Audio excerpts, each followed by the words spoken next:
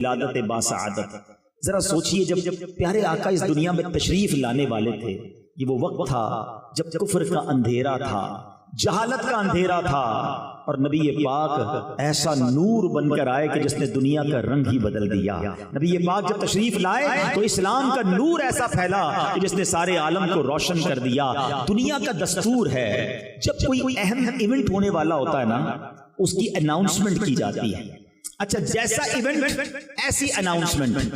تو جب رب کے حبیب نے آنا تھا جن کے سبب کائنات بنی ہے، یاد رکھیے گا نبی پاک علیہ الصلوۃ والسلام وجہ تخلیق کائنات ہیں. ہی از the reason of the all creation. اور یہ حدیث قدسی میں ہے، اللہ فرماتا ہے اے محبوب میں تمہیں نہ بناتا تو یہ کائنات نہ بناتا.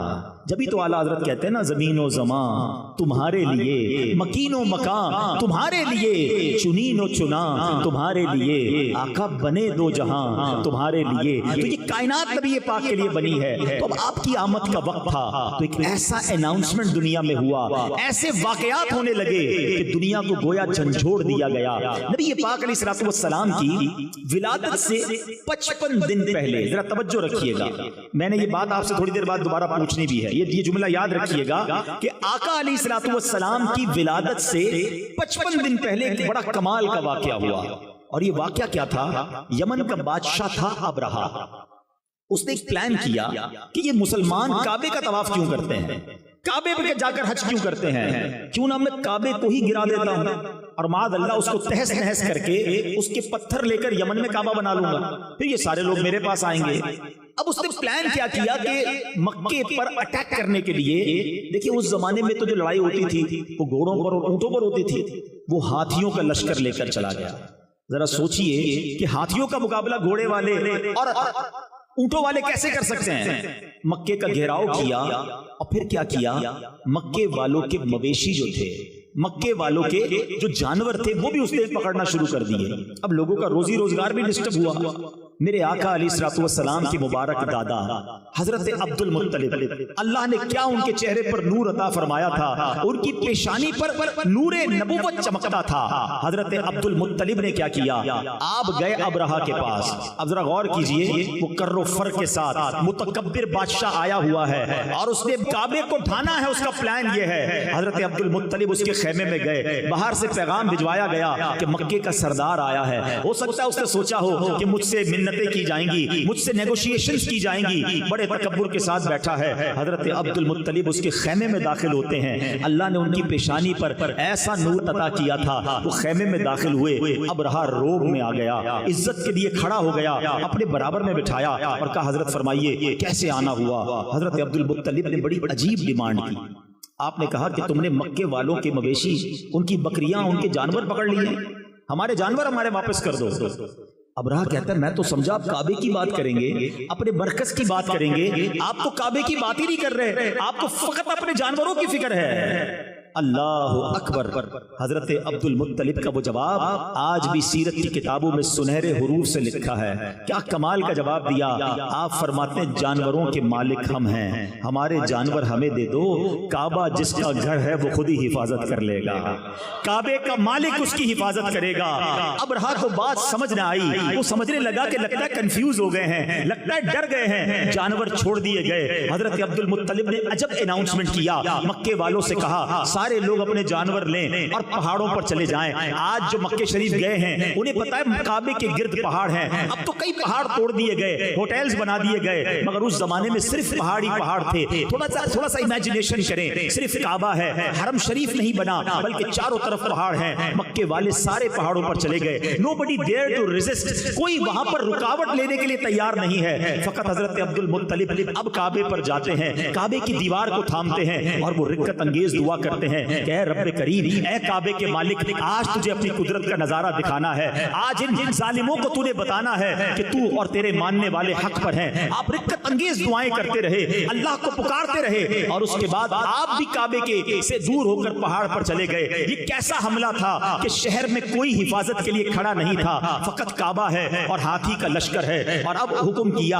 ابرہہ نے آرڈر دیا کہ ہاتھی چلیں اور کعبے کو تہس نہس کر کے رکھ دیں، مگر اب دنیا نے ایک عجب نظارہ دیکھا، اب اللہ نے اپنی قدرت کا ایک عجب نظارہ دکھایا۔ جس ہاتھی پر ابرہہ بیٹھتا تھا وہ ہاتھی اپنی جگہ سے ٹس سے بس نہیں ہو رہا تھا، کعبے کی طرف رخ کرتے تھے وہ موو نہیں کرتا تھا، اس کا رخ چینج کرتے وہ چلنا شروع کر دیتا۔ اور اب اللہ کریم نے اس کے مقابلے کے لیے کیا بھیجا؟ دنیا کا دستور ہے آرمی کا مقابلہ آرمی کرتی ہے، نیوی کا مقابلہ نیوی کرتی ہے، ایئر فورس کے لیے ایئر کرافٹ بھیجے جاتے ہیں، اب ہاتھی ہیں اور مقابلے کے لیے بھیجا کیا ہے میرے رب نے؟ مٹھی میں آنے والا پرندہ ابابیل، ارے چیل جتنا پرندہ بھی کوئی نہ بھیجا، رب نے ابابیل کے لشکر بھیجے جو خود مٹھی میں آ جاتا ہے، جس کا اپنا وزن چند گرام ہے۔ بتاؤ اس کی چونچ اور اس کے پنجوں میں کتنا بھاری کنکر ہوگا، کتنے چھوٹے سے کنکر ہیں، مقابلہ ہاتھی سے ہے۔ اللہ اکبر، رب کریم نے اپنی قدرت کا کیسا نظارہ دکھایا۔ اور آج لوگ کہتے ہیں کہ فلاں سپر پاور نے جناب بڑے گائیڈڈ میزائل بنا لیے ہیں، ٹارگٹ سیٹ کر دو میزائل جا کے وہی ہٹ کرتا ہے۔ اللہ اکبر، آؤ میں بتاتا ہوں 1450 سال پہلے میرے رب نے ابابیل کے ان پنجوں میں کیسے گائیڈڈ میزائل دیے تھے۔ ہر کنکر پر ہاتھی سوار کا نام لکھا تھا، اس سوار کا نام موجود تھا۔ اب یہ جب لشکر آتے ہیں اس کے بعد کیا ہوتا ہے؟ آج تک کئی بار سورہ فیل آپ نے قرآن میں پڑھی ہوگی، امام صاحب نے پڑھی ہوگی، آپ نے سنی ہوگی، مگر آج ذرا سورہ فیل کو اس واقعے کی پس منظر میں سمجھیے، مزید ایمان تازہ ہوگا۔ رب کریم قرآن مجید میں ارشاد فرماتا ہے الم تر کیف فعل ربک باصحاب الفیل۔ اس کا ترجمہ کیا ہے؟ اے محبوب، کیا آپ نے نہ دیکھا کہ آپ کے رب نے ان ہاتھی والوں کا کیا حال کیا؟ میں نے بیان کے شروع میں ایک جملہ آپ کو یاد کروایا تھا، یہ واقعہ جو ہے اصحاب فیل کا نبی پاک کی ولادت سے کتنا پہلے ہوا تھا؟ ماشاءاللہ یاد ہے، یہ یاد رکھنا، یہ بڑی عقیدے کی بات بتا رہا ہوں۔ 55 ڈیز پہلے یہ واقعہ ہوا ہے، اور اللہ قرآن میں اپنے حبیب سے کہہ رہا ہے اے محبوب آپ نے نہ دیکھا؟ الم تر کیف، آقا تو دنیا میں تشریف ہی نہیں لائے تھے، اور رب اپنے حبیب سے کہہ رہا ہے اے محبوب آپ نے نہ دیکھا۔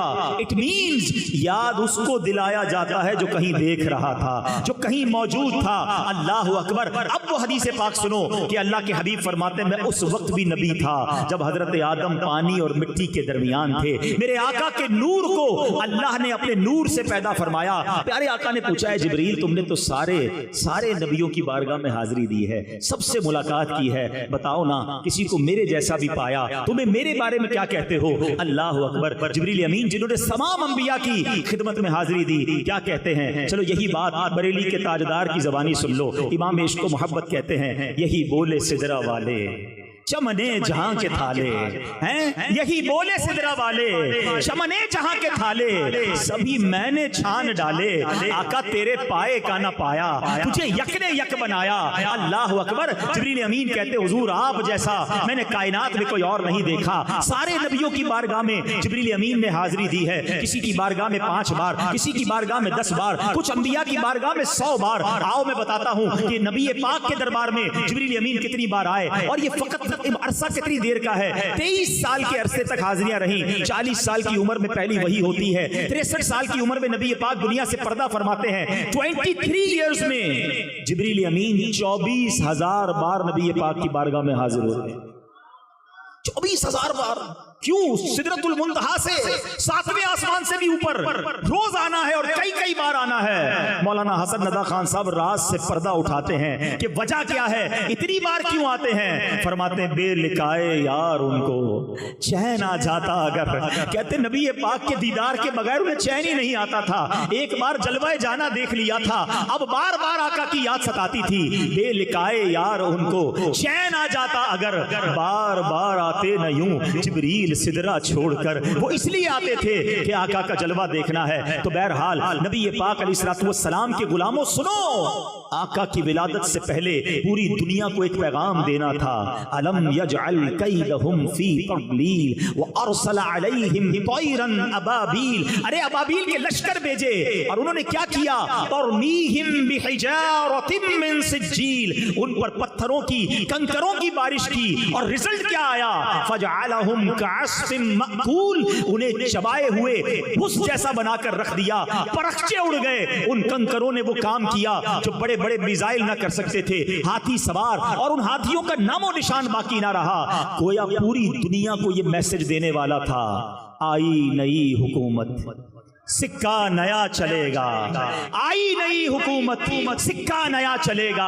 आलम ने रंग बदला, सुबह शबे वलादत। और एक वाकया नहीं हुआ, नबी पाक जिस साल दुनिया में तशरीफ लाए, अरब में बारिशें हुई, खूब सब्जा हुआ, जानवर फरमा हो गए। रिवायतों के अल्फाज हैं, इतने मोटे हो गए ऐसा लगता था चर्बी से फट न जाएं। जितने काफिले तिजारत को गए सब नफा करके वापस आए। अच्छा, प्यारे आका अलैहिस्सलाम की आमद के वक्त एक और बड़ा कमाल का वाकया हुआ। कुफर के जितने ऐवान थे ना, सबको मैसेज गया, सबको बताया गया कि नबी पाक की आमद होने वाली है, सच्चे दीन के रखवाले की आमद होने वाली है। काबे में बुत थे, वो औंधे गिर गए। एक आग जलाई थी फारस ईरान में आतिश परस्तों ने।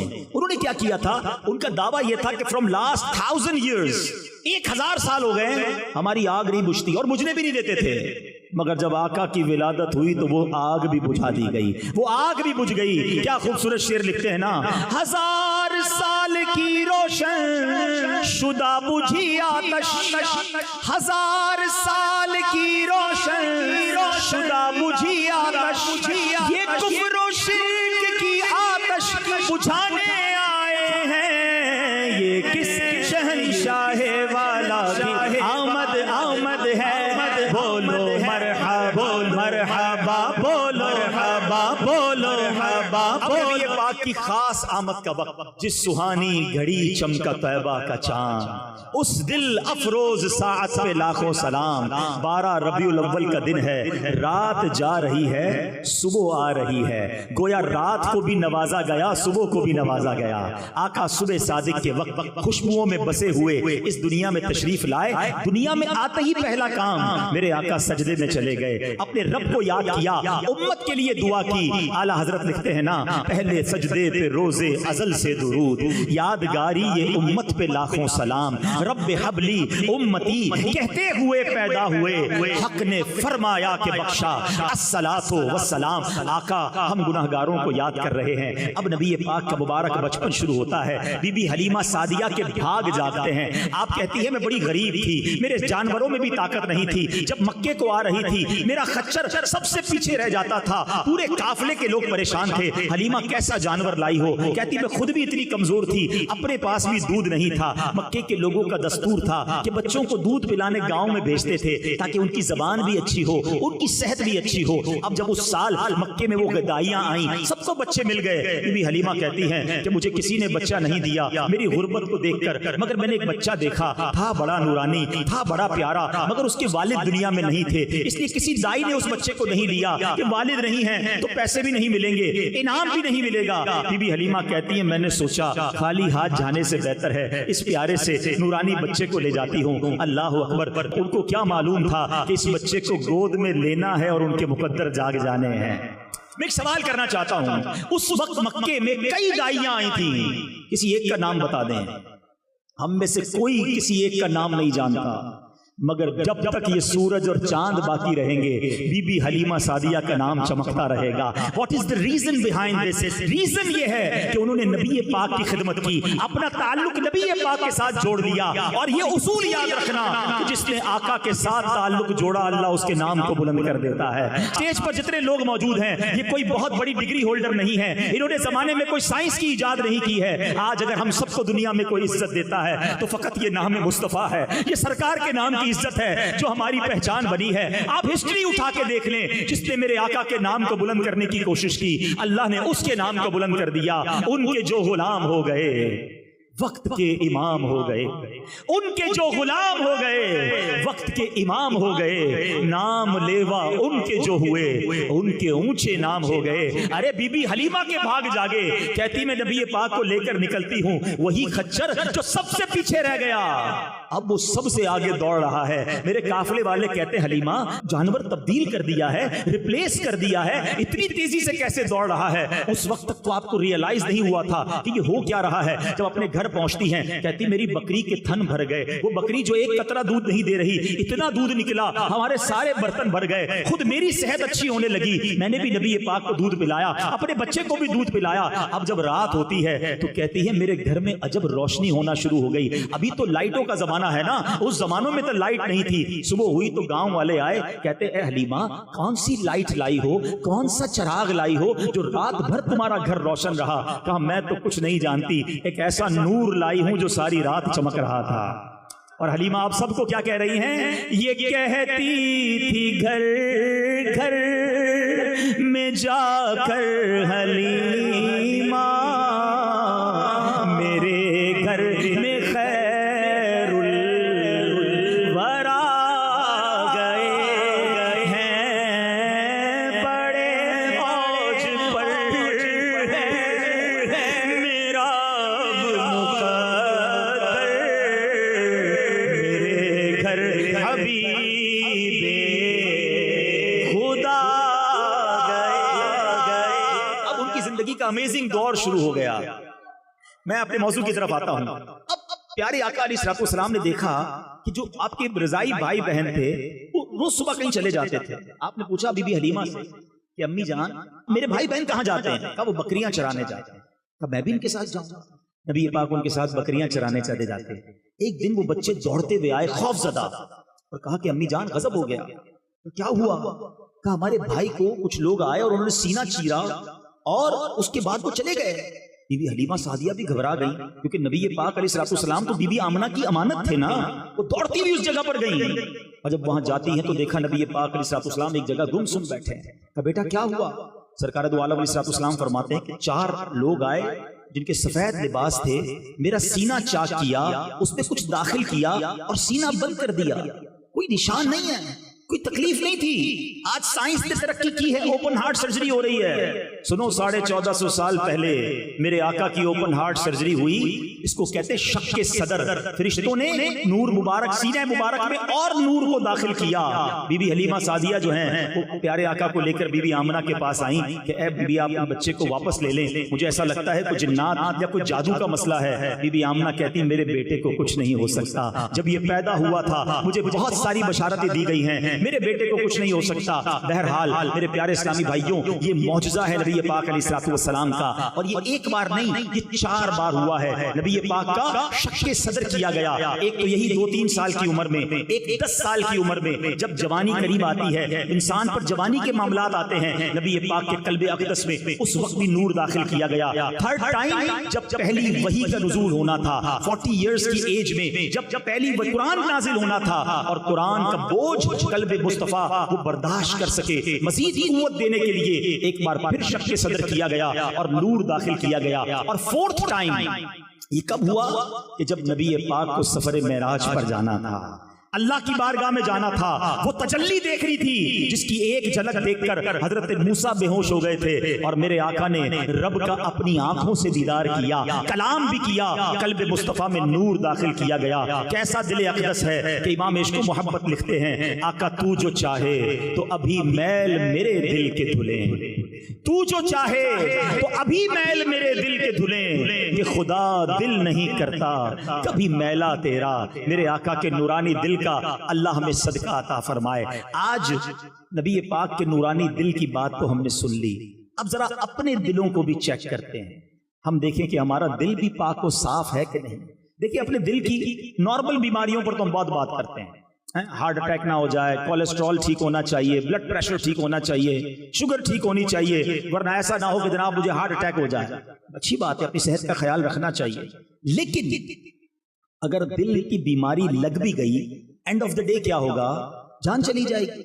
مگر جس بیماریوں کو میں ذکر کرنے والا ہوں یہ وہ بیماریاں ہیں کہ اگر وہ دل میں لگ گئیں تو ایمان جا سکتا ہے. Now please decide whichever illness is more serious. کون سی بیماری جو ہے وہ زیادہ خطرناک ہے؟ وہ بیماری نا جو ایمان لے سکتی ہے.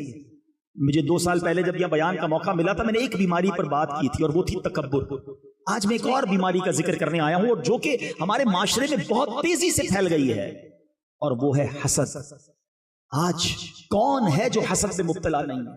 اور یاد رکھیے حسد جو ہے وہ اتنا خطرناک مرض ہے کہ یہ کائنات میں سب سے پہلے جو گناہ ہوئے نا, ارلیسٹ سب سے پہلے شیطان کو حضرت آدم سے کیا ہوا تھا؟ حسد ہی تو ہوا تھا نا, تکبر کیا تھا اور ساتھ حسد کیا تھا. قابیل اور حابیل یہ 2 بھائی تھے, آپس میں کیا پرابلم ہوا تھا؟ حسد ہوا تھا. یہ اس کا مطلب یہ ہوا کہ یہ اتنی خطرناک بیماری ہے جو بھائی کو بھائی میں سے کر سکتی ہے. بھائی حسد میں مبتلا ہو سکتے ہیں, بہنیں حسد میں مبتلا ہو سکتی ہیں, دوست حسد میں مبتلا ہو سکتے ہیں. اب 2-3 باتیں سن لو کہ حسد ہے کتنا برا. نبی پاک علیہ السلام فرماتے جس کا مضمون ہے کہ جس طرح شہد کو سرکہ ایلوا خراب کرتا ہے, آقا فرماتے ہیں حسد ایمان کو ایسے خراب کر دیتا ہے. ایک جگہ میرے آقا فرماتے ہیں حسد ایمان مونڈ دینے والی بیماری ہے. نبی پاک فرماتے ہیں حسد نیکیوں کو اس طرح کھا جاتا ہے جس طرح آگ لکڑی کو کھا جاتی ہے. آگ لکڑی کو جلائیں کیا ہوتا ہے, تھوڑی دیر میں خاک ہو جاتی ہے نا. نیکیاں اس طرح برباد ہو جاتی ہیں. ہم روزے بھی رکھیں, نماز بھی پڑھیں, درود بھی پڑھیں, محفل میں بھی آئے ہیں, صدقہ خیرات بھی کریں, اور ساتھ حسد بھی پالا ہوا ہے, تو ساری نیکیاں تو خراب ہو رہی ہیں, ختم ہو رہی ہیں. پلیز ہمیں اپنے دل کو حسد سے پاک کرنا ہوگا. اب میں آپ کو بتاتا ہوں حسد کی تعریف کیا ہے. What is the definition of jealousy. حسد کی تعریف یہ ہے کہ بندہ مثال کے طور پہ کسی کو کوئی نعمت ملے, کوئی شہرت ملی, عزت ملی, دولت ملی, خوبصورتی ملی, واٹ ایور, انسان یہ تمنا کرے کہ اس سے چھن کر یہ نعمت مجھے مل جائے. اچھا مجھے نہ ملے تو کم از کم اس کی تو برباد ہو جائے. یہ ہے حسد. حسد کی ایک جائز قسم بھی ہے, اس کو کہتے رشک, عربی میں کہتے غبطہ. وہ کیا ہے, کسی کو نعمت ملی اور آپ دعا کریں یا اللہ اس کو دیے مجھے بھی دے دے, اس پہ کوئی حرج نہیں ہے, یہ جائز ہے, یہ کریں. یہ تمنا نہ کرے کہ اس کی چھنے پھر مجھے ملے یا اس کی برباد ہو جائے. وہ کتنا گندا دل ہے جو کسی مسلمان کی بربادی کی تمنا رکھتا ہے. یہ اتنا ناپسندیدہ عمل ہے. ایکچولی حسد کرنے والا آپ کو پتا ہے آرگیومنٹ کس پہ کرتا ہے, اعتراض کس پہ کرتا ہے. ذرا توجہ رکھیے گا, میں آپ سے کچھ سوال کرنا چاہتا ہوں جس کا مجھے آپ سب سے باآواز بلند جواب چاہیے. مجھے بتائیے عزت دینے والا کون ہے؟ زور سے جواب دیجئے. شہرت دینے والا کون ہے؟ دولت دینے والا کون ہے؟ اولاد دینے والا کون ہے؟ خوبصورت بنانے والا کون ہے؟ جب سب چیزیں دینے والا اللہ ہے تو میں کون ہوتا ہوں یہ اعتراض کرنے والا کہ اللہ تو نے اس کو کیوں دیا؟ اٹ مینز کہ حسد کرنے والا اللہ پر اعتراض کرتا ہے کہ اللہ تو نے اسے کیوں دیا, مجھے کیوں نہیں دیا. وَتُعِزُّ مَن تَشَاءُ وَتُذِلُّ مَن تَشَاءُ. اللہ جسے چاہے عزت دے. میں اور آپ کون ہوتے ہیں اس میں پرابلم کریٹ کرنے والے؟ لیکن یہ حسد جو ہے, اچھا اس کی ایک اور پرابلم بتاؤں, نیند نہیں آ رہی, ٹینشن بڑی ہے, میں سوتا ہوں مگر دماغ نہیں سوتا, سوچتا رہتا ہوں. میں آج مشورہ دے رہا ہوں آپ کو, جس کو یہ پرابلم ہے نا, چیک کر لو کہیں کسی کا حسد تو دل میں نہیں پال لیا. کیونکہ حسد جو ہے نا, اس کو کہتے ہیں انگریزی میں جیلسی ہے. یہ زندگی میں بھی آپ کو جلائے گا. کیونکہ ہوگا کیا کہ آپ کو کسی سے حسد ہو گیا ہے, وہ ترقی کرتا رہے گا, آپ کو تکلیف ہوتی رہے گی, وہ آگے بڑھتا رہے گا, آپ کو پرابلم ہوتی رہے گی. نیند کہاں سے آئے گی؟ سکون کدھر سے آئے گا؟ واللہ اگر آپ سکون کی نیند سونا چاہتے ہیں, فریش زندگی گزارنا چاہتے ہیں, لوگوں کا حسد اپنے دل سے نکال لو, سب کا بھلا سوچنا شروع کر دو. بزرگ بڑی پیاری بات کہتے ہیں, سب کا بھلا, سب کی خیر, سب کے بھلے میں اپنی خیر. آپ لوگوں کا بھلا کریں, لوگوں کا اچھا سوچیں. کسی کو ترقی ملتی ہے تو کیوں پرابلم ہوتا ہے؟ اللہ دے رہا ہے, اللہ یا اللہ اسے بھی دے, مجھے بھی عطا کر دے. اس کے خزانوں میں تو کمی نہیں ہے نا. اب آخر میں یہ جو میں بیان کر رہا ہوں, لوگ ہو سکتا ہے سوچ رہے ہوں یار بیان تو بہت اچھا ہو رہا ہے, لیکن میں تو حسد نہیں کرتا. حسد واقعی بری چیز ہے, مگر میں کدھر حسد کرتا ہوں. چلیں کولیسٹرول چیک کرانے کے لیے کسی لیبارٹری میں جاتے ہیں نا, شوگر ٹیسٹ کرانے جاتے ہیں, میں ایک چھوٹا سا لیبارٹری ٹیسٹ کر لیتا ہوں آپ سب کا. جواب مجھے مت دیجیے گا, اپنے آپ کو جواب دے دیجیے گا, آپ کے سامنے رپورٹ آ جائے گی, آج ہی رپورٹ آ جائے گی. ہاں لیبارٹری میں تو 6 گھنٹے 12 گھنٹے لگتے ہیں نا, یہ اگلے منٹ آپ کو جواب مل جائے گا. اور گھبرانا نہیں, اگر رپورٹ میں پوزیٹو آ گیا نا تو آج علاج بھی دے کر جاؤں گا انشاءاللہ. اگلے 5-6 منٹ میں اپنی بات پوری کر لوں گا. یہ میرے بیان کا عطر ہے 5 منٹ. پہلا ٹیسٹ, آپ کی زندگی میں کوئی ایسا ہے, اچھا یاد رکھیے گا حسد جو ہے نا اسی سے ہو سکتا ہے جس کو آپ جانتے ہیں. ہاں جس سے آپ کا کوئی ریلیشن نہیں, اس سے حسد نہیں ہوتا. مثال کے طور پہ آپ یہاں رہتے ہیں, کوئی برازیل میں رہتا ہے, آپ کو اس سے حسد نہیں ہوگا. حسد دوستوں سے ہوتا ہے, رشتہ داروں سے ہوتا ہے, پڑوسیوں سے ہوتا ہے, ساتھ کاروبار کرنے والوں سے ہوتا ہے, ایک ہی فیلڈ کے لوگوں میں ہوتا ہے. اللہ معاف کرے, اتنا مردود ہے شیطان, عالم دین کو عالم دین سے حسد کروا دیتا ہے, نعت خواں کو نعت خواں سے حسد کروا سکتا ہے. تو یاد رکھیے. اب سوال میرا یہ ٹیسٹ, پہلا ٹیسٹ, کوئی ایسا ہے آپ کی لائف میں کہ جب بھی آپ کے سامنے اس کی تعریف ہوتی ہے آپ کو پرابلم ہونا شروع ہو جاتی ہے؟ آپ کہتے ہیں کسی اور کی بات کرو نا, کیوں اس کا ذکر کر رہے ہو؟ تکلیف ہو رہی ہے. It means there is something wrong in my heart. کچھ نہ کچھ ہے یار, اس کی تعریف کیوں بری لگتی ہے؟ دوسرا ٹیسٹ, کوئی ایسا ہے آپ کی لائف میں کہ جب بھی اس کو ترقی ملتی ہے آپ کو بڑا برا لگتا ہے یار یہ پھر اور آگے بڑھ گیا, ایک دکان تھی 2 دکانیں, ایک فیکٹری تھی دوسری فیکٹری بھی لگا لی, پاکستان سے باہر بھی بزنس شروع کر دیا, اچھا یورپ کا بھی اس کا ویزا لگ گیا, ایک اور گاڑی لے لی, اچھا اور مشہور ہو گیا, ہمارے محلے میں کوئی نہیں جانتا تھا, ساری دنیا میں سے جان رہے ہیں. اگر آپ کو پرابلم ہے اس کی ترقی میں, it means some thing wrong. تیسرا اور آخری ٹیسٹ, کوئی ایسا ہے کہ جب اس کا کوئی نقصان ہوتا ہے, جب اس کو کوئی پرابلم ہوتی ہے, اللہ نہ کرے اس کی گاڑی لگ جائے, اس کی فیکٹری میں آگ لگ جائے, یا وہ بدنام ہو جائے, اس کے ساتھ کوئی ایسی غلطی ہو جائے اور آپ کو پتا چلتا ہے, تو آپ کو دل میں خوشی ہوتی ہے کہ یار یہ ہوا کام, مزہ آ گیا. ہم کون ہوتے ہیں کسی کو برباد کرنے کی تمنا رکھنے والے, اللہ جسے چاہے عزت دے. تو اب سنو, اگر کوئی ایسا ہے کہ یار اس کا برا ہوا نا مزہ آیا, اب دل کو ٹھار پڑ گئی, اپنے دل پہ بندہ افسوس کرے اتنا برا دل ہے میرا کہ کسی مسلمان کا نقصان ہوا اور مجھے خوشی ہو رہی ہے. یاد رکھو جو کسی کا برا سوچتا ہے اس کا بھی برا ہی ہوتا ہے. تو یہ حسد کی میں نے آپ کو یوں سمجھے 3 ٹیسٹ بتا دیے ہیں. اب اگر دل میں خیال آ رہا ہے نا, سچا خیال لانا, مجھ سے چھپا لو گے, اللہ سے نہیں چھپا سکو گے. اگر آج دل میں یہ خیال آ رہا ہے نا کہ ہاں یار فیملی میں یا دوستوں میں یا کولیگز میں کوئی ہے ایسا جس کی تعریف اچھی نہیں لگتی, جس کی بربادی کا دل چاہتا ہے, اب سمجھ لو کہ ڈائگنوس ہو گئی ہے, پازیٹیو آ گیا ہے, ٹھیک ہے. اب اس کو جلدی حل اس لیے کرنا ہے کہ اگر حل نہیں کیا نا تو میری نیکیاں روز برباد ہو رہی ہیں, آگ کی طرح لکڑی کھا رہی ہے میری. پرابلم اس کو نہیں ہے جس سے حسد ہوا ہے, پرابلم مجھے, کیونکہ مجھے ہو گیا نا. اب آئیے میں آپ کو علاج بتا کر اپنا بیان ختم کرتا ہوں. علاج کیا ہے؟ سب سے پہلا علاج, سبحان اللہ, یہ ہر بیماری کا علاج ہے, جسمانی بیماری کا بھی علاج ہے اور روحانی بیماری کا بھی علاج ہے, اور وہ ہے دعا. اللہ سے دعا کرتے رہا, اے اللہ میرے دل کو صاف کر دے, حسد بھی نکال دے, تکبر بھی نکال دے, اے اللہ عجب بھی نکال دے, ریاکاری بھی نکال دے, اے اللہ مسلمانوں کا کینہ بھی نکال دے, گناہگار ہوں میرے دل کو پاک کر دے, تجھے محبوب پاک کے نورانی دل کا واسطہ میرے دل کو اجیالا کر دے. رو رو کے اللہ سے دعا مانگتے رہا کرو, وہ کریم ہے, نگاہ رحمت فرمائے گا, یہ دل صاف ہو جائے گا. یہ پہلا علاج. دوسرا علاج جو کہ تھوڑا سا مشکل ہے, انجیکشن بھی تو تکلیف دیتا ہے نا, یہ سمجھ لو کہ انجیکشن بتا رہا ہوں, وہ یہ ہے کہ آپ کو جس سے حسد ہو گیا ہے نا, آپ اس کو تحفہ دیں. اب آپ کہیں گے مولانا صاحب بندہ پہلے اچھا نہیں لگتا, آپ کہہ رہے ہیں اس کو تحفہ دیں.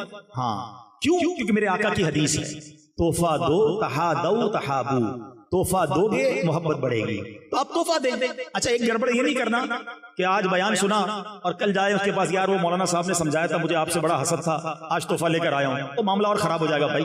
بغیر بتائے تحفہ دینا ہے, ہاں اس کو پتا نہ چلے, آپ تحفہ دیں تاکہ محبت پیدا ہو. بیماری میرے اندر ہے جو مجھے نکالنی ہے. ایک آخری علاج لے لو, وہ کیا ہے؟ What ever problem you have in your mind. آپ کو کسی کی دولت سے پرابلم ہوتا ہے, یار یہ پیسے والا ہو گیا میں غریب, پرابلم ہے نا, اب اس کی دولت کے لیے دعا کریں, یا اللہ اس کی دولت میں اور برکت دے. پھر وہی یار مجھے پہلے ہی پرابلم ہے, آپ کہہ رہے ہیں میں اس کی دولت کے لیے دعا کروں, یہ اینٹی بائیوٹک ہے. ہاں لیکن اس کا فائدہ بتاؤں گا. آپ کو کسی کی شہرت سے پرابلم ہے, یہ اتنا مشہور ہو گیا, آپ دعا کریں یا اللہ اس کی عزت میں اور برکت ڈال. آپ کو کسی کے چہرے سے پرابلم ہے, یار اتنا خوبصورت ہے, یا اللہ اس کے حسن میں اور برکت دے. ہے مشکل, جب آپ دعا کریں گے نا آپ کو لگے گا یار دل پر بڑا بھاری پڑ رہا ہے, یہی تو علاج ہے. لیکن ہوگا کیا اینڈ آف دا ڈے کہ جب کوئی آ کر آپ کو خبر دے گا نا یار وہ اور ترقی کر گیا, اس کا کاروبار اور بڑھ گیا, تو آپ کے دل سے جواب آئے گا میں بھی تو دعا کرتا تھا اس کے لیے, بڑھنا ہی تھا, اللہ کی رحمت سے اور بڑھ جائے. تو ہمیشہ یاد رکھیں جب بھی کسی مسلمان کی ترقی کی خبر ملے نا, آپ نے یہی کہنا یا اللہ اسے اور ترقی دے اور مجھے بھی ساتھ دے دے, میرے رب کے خزانے بھرے ہوئے ہیں. آج تو پرابلم یہ کہ ساتھ کھاتے ہیں, ساتھ بیٹھتے ہیں, ساتھ روز ہوتے ہیں اور پتہ بھی نہیں چلتا. کوئی دوست آ کر کہنا نئی گاڑی لی ہے, اچھا بھائی دکھاؤ تو صحیح کون سا ماڈل ہے, یہ والا ماڈل, اچھا یار ذرا مٹھائی تو کھلاؤ, مٹھائی بھی کھا لیں گے. جیسے ہی گاڑی لے کر آگے جائے گا سود کے پیسوں سے لیے. اپنے گھر پہ کسی نے دعوت کی, شاندار دعوت, نیا گھر بنایا ہے, بریانی بھی کھائی, کھانا بھی کھایا, جیسے ہی باہر نکلے یہ 2 نمبر کے پیسوں سے گھر بنایا. تمہیں پرابلم کیا, اللہ اسے ترقی دے رہا ہے. ہم کیوں تکلیف میں آتے ہیں کسی کی نعمت پر؟ خوش ہونا سیکھو, آپ خود پرسکون ہو جاؤ گے, آپ خود ریلیکس ہو جاؤ گے. یہ حسد اتنی بری بیماری ہے, یہ وہ بیماری ہے جس کو صاف کرنا بہت ضروری ہے. تو بہرحال میرے پیارے اسلامی بھائیوں, آج میں نے سیرت مصطفیٰ صلی اللہ علیہ وسلم کے کچھ پہلوؤں کو بیان کیا, نبی پاک کے نورانی دل کا ذکر کیا, اور ساتھ ایک ایسی بیماری جو ہمارے معاشرے کو کھوکھلا کر رہی ہے. مسلمان ایک دوسرے کے خیر خواہ ہونے چاہیے تھے, مگر آج حسد کی وجہ سے ایک دوسرے کے دشمن بنے ہوئے ہیں. وہ دشمن بھی ایسا ہے جو سامنے نہیں آتا, دل ہی دل میں برا چاہ رہا ہے. یہ اسلام نہیں ہے, یہ نبی پاک کی سنت نہیں ہے. مسلمان کی خیر خواہی کیجئے, مسلمان کا بھلا سوچئے. اب اگلی زندگی میرے آقا کی سنتوں کے مطابق گزاریں گے. اللہ مجھے اور آپ کو سنتوں پر عمل کرنے والا, 5 وقت نماز پڑھنے والا اور ان برائیوں سے پاک دل والا بنا دے. ایسی پیاری باتیں دعوت اسلامی کے پیارے ماحول میں سکھائی جاتی ہیں. پلیز اگر آپ اس طرح کی سپیچز اور سننا چاہتے ہیں تو مدنی چینل دیکھیے, جہاں اپنی فیملی کے ساتھ آپ بیٹھ کر انشاءاللہ پوری فیملی کو چینج ہوتا ہوا دیکھیں گے. جس کو موقع ملے وہ دعوت اسلامی کے مرکز فیضان مدینہ آئیں. اللہ کریم ہمیں مبارک محفلوں کی برکت نصیب فرمائے. آمین بجاہ النبی الامین صلی اللہ تعالی علیہ وسلم. میرے اعمال کی اصلاح کرم سے